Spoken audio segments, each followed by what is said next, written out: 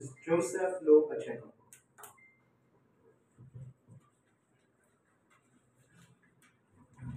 Good evening sa tanan. Among ipaabot ang among condolences sa pamilya ni Sir Felix Lao. Ang ako lagi na ilan ni kay si Stanley Rajun. Nakurang gani ko kanong na siya dali. But anyway, among ipaabot ang among pagsubok o among pagdamay sa inyong tanan. Ang kamatayon usa ka realidad na nasayran sa tanan nga tao.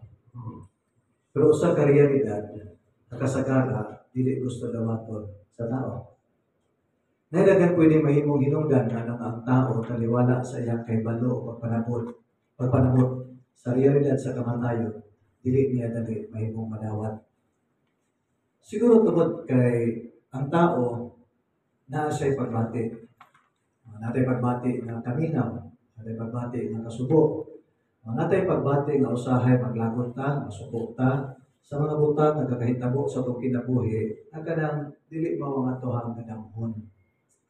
Pero kung naa kay insakto nga kahibalo o pagpanabot, ug unsa day ang kamatayon, makaingon ka nga ang kamatayon day usa ka paghitabo. Ani nga kalibutan na pwede maghatag sa imuha o comfort sa kinabuhi o maghatag sa imuha sa hagit how you should live your life mientras na kay kinabuhi ani nga kalibutan. Kasagaran ugod sa ato, ang atong kasinatian sa kamatayon, dili maayo. Sa maniani, matyan kag imong gihigugma, matyan kag bibros yung pamilya.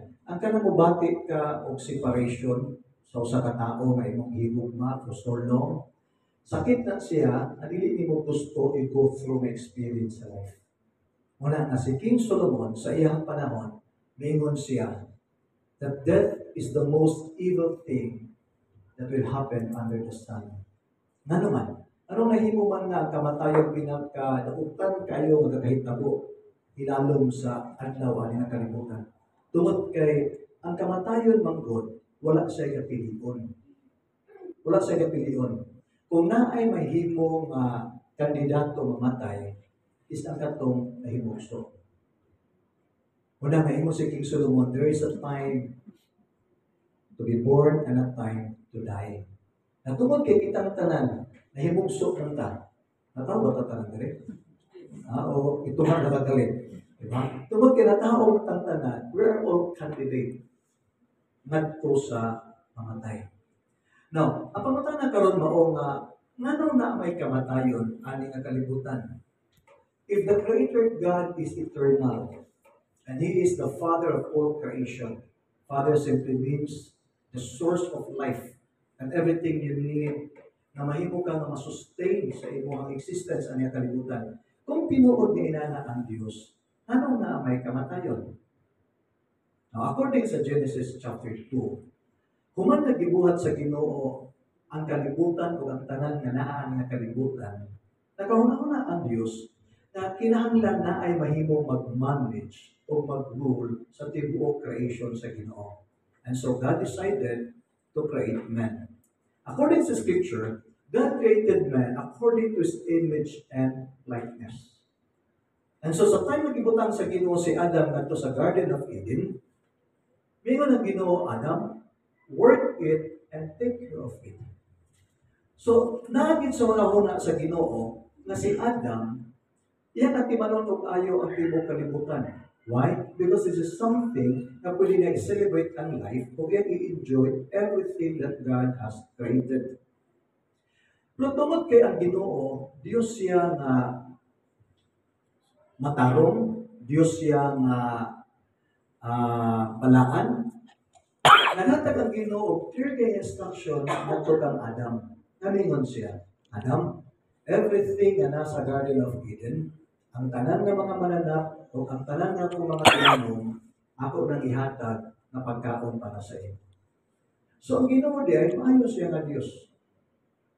Iyang giandam everything nga gikinahanglan sa tao na mabuhi siya sa kalibutan. Kung naa siya, warning, diyon siya, Adam, pero ang bunga sa kahoy nga natanong sa tunga-tunga sa Garden of Eden, ayaw yung kauna. Because the moment you eat the fruit, you will surely die. So pag imong sa Ginoo nga, kung imong kaunon ang bunga sa kahoy, you will surely die, mutoy pagkabuhat sa kamatayan. But actually, though God created death, wala gi-create sa Ginoo ang death to kill. In fact, ang sala mo naghatag sa kamatayon the power to kill. Kaya when death existed dito sa Garden of Eden, wala man namatay si Adam. Wala namatay. But there is a purpose why God created death. Ingon siya, the moment you eat the fruit, you will surely die. So ang purpose tayo sa death, na nung i-create siya sa Ginoo, nasa ingon niya na si Adam, naa siya daily reminder. Daily reminder that Adam, kinahanglan ka nga magkinabuhi according to the will of God. God is a God of plan, purpose, and will. If you want to enjoy this life, you should live your life according to His plan, purpose, and will. And that's the purpose why God created death. Kasi na sa katatanaw ni Adam na tulito sa death, makingon siya, I should not disobey nor rebel against my God. Nakon niya po doon. Mo bitaw, na kung ang death, dautan lang ipunta na siya, si Jesu Cristo, dili ito siya mamatay. Dili ito siya mahimong willing to die. Kung ang purpose yun, ang original purpose of death is evil. Nahimo lang siya na evil in the sight of men because of our bad experiences. Because of our, saman, ang anak itong atong i-resist o ayo ang realidad na naay pinutuban ang tao sa kalibutan. In fact, si Jesus, bisag grabe kayo ang pagdaog-daog, grabe ang pagkastigo sa iya, grabe ang pag-BBI sa iya, grabe kay ang pain. In fact, ito na Bible, katong panahon lang na si Kristo nagunahuna, mamamatay siya. Grabe ang agony na iyahang experience to the point na ang iyahang sa tawag na, dili, ang iyahang singot, dugo. Diba? Ang reason daw nga naman iyang singot, dugo na gigawas, tungod kay sa grabe nga pressure sa pain nga experience si Jesus, ang gagmay nga mga ugat siyang lawas ng buto. And yet, according sa scripture, iyang i-carry ang iyang cross with joy and excitement. Na maabot siya dito sa Golgotha. Maabot siya dito sa Calvary. Aron mamatay. So kung ang death, dautan gid siya. Unta si Kristo, wala bidawat sa kamatayon. Kung nakita ni Jesus na ang iyang death dito sa cross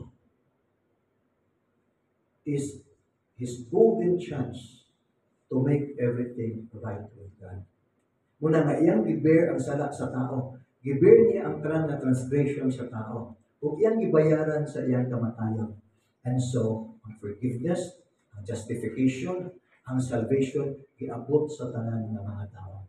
So as far as Jesus is concerned, ang iyang paglantaw sa death is something that you have to consider seriously to be right with God. So, kita yung dapat. Kita. Ina siya. Mientras buhay pa ka, be right with God. Ayaw mo lang kayo na mamatay pa ka. Dahil ay kami nun na naginalan ko na ako'y right standing sa Ginoo. Nalaban ninyo? So, wala na, sa panahon na si Adam, nakasalak siya. Ang sa ingon sa Ginoo. Si Adam o si Eve, kinahanglan sila i-remove kita sa Garden of Eden. Anong kinahanglan sila i-remove? Tungod kay, dili na sila i-allow sa Ginoo to live forever. Okay mo sa Ginoo. So, sa itong pati ay, when God created man, ang iyang original intention sa tao is for man to live throughout eternity. Walay hunahunat sa Ginoo nga mga matay ang tao. Kaya iya mag-create ang tao according to His image and likeness. So we have this nature like God na pwede ta mabuhi antod sa walay katapusan. O karon. Kaya na may serious consequence of sin. Ang serious consequence of sin, that the sinner will be separated from God. And that he will suffer a miserable life. Bumitaw na bisan o bubo kayo ang kinabuhi sa tawan ng kalibutan, ang iyang kinabuhi puno sa kasakit, puno sa kagulanan, puno kanunay sa problema. Why? Tungod kay muna siyang consequence of being separated from God. And so, naay maayo nga nabuhat ang kamatayon. Diba? Gitugod sa Ginoo ang kamatayon to kill man, ina imong tapat. Aron nga mahulog ko lang imong kasakit. Imagine lang nimo, kung dili ka mangamatay, mabuhi ta throughout eternity, and then we're separated from God. Ang atong kinabuhi puno sa kasakit, puno sa problema, puno sa taguol, puno sa mga balatian. Isultihan na kanina katagwanta o 200 years. Iso na ginagbaklay ng si Tita Anyos galing nga giatry sa pa ang tibok eternidad na akas sa pagbalatian. And so, death is a manifestation of God's love and concern to human beings na iyang gibuhat. He loves us so much na kabalo ang Ginoo, if ever ang tao makasala o masiparate sa iyaha, dili kayahon sa Ginoo maglantaw sa tao, na ang tao masakit sa tibok eternidad. Next story ni Stanley Kadanihan. Na ako sa inagputan. Kung wala ako, hindi ko kabalo. Nasa na siya gata karison. Pero yung issue, damay, kung sa condition sa iyang father. Imagine na mo, ang pain, ang agony, ang mental and emotional torture na pwede iyang i-go through sa panahon na iyatong i-bear na balatian. Imagine mo, iyang i-bear tibuok eternidad. Ang 1,000 years, gamay kayo na siya compared to eternity. And so his death is God's way of saying, raise my child. But the good news is, death has no power to keep the dead forever. Walay kahog ang kamatayon na iyang pugan o ayo ang minatay hantod-hantod. Why? Because there's a day of resurrection. Ingon si Jesus kang Martha o kang Mary, ayaw na mo katuol. Ayaw na mo pagpadayon sa inyong kasakit. Kuyugan ta mo sa pagdamoy mo o paghilak sa kamatayon sa inyong igsuon. But have this hope. Believe in me. Because I am the life and the resurrection. So, adlaw sa pagkabanhaw. Kung muna siya ang good news para sa ato, kita nagatuo kang Ginoong Hesukristo na siya ato ang magluluwas, siya ang Ginoo sa atong kinabuhi, o paniwala sa atong makapakyasan o kakulangon sa kinabuhi, nakahimo ta sa pagtugyan sa atong kagalingon nato sa kabot sa Dios. God is faithful to keep us. Even kung ang atong lawas madulot o maabot dito sa lugnanan. Kaya sa adlaw sa pagkabanhaw, sa adlaw sa pagbalik ni Jesus, tawagon ni Jesus ang tanan nga nangamatay na magtutuo diya sa ug sila mabanhaw pagbalik ug sila makikuban sa Dios ug kita makikuban po kanila. So inanin mo ang dapat kinatatan. Ang kamatayon, dili makapugong sa minatay sa lugnanan ating hantod. Naman, kaya ang Ginoo lagi, sultian na mo. God is integrity. He cannot deny His word. Once naisulti ang Ginoo, mao sa kabutan, di na pwede bakwikon sa Ginoo. O sa ingon sa Ginoo. So, time na i-create si Adam, and then si Adam nagtrabaho dito sa Garden of Eden, nakaingon ang Ginoo. It is not good for a man to be alone. So God created Eve. God created a woman na mahimo nga companion ni Adam because it is not good for a man to be alone. So kung dili mo gani maayo para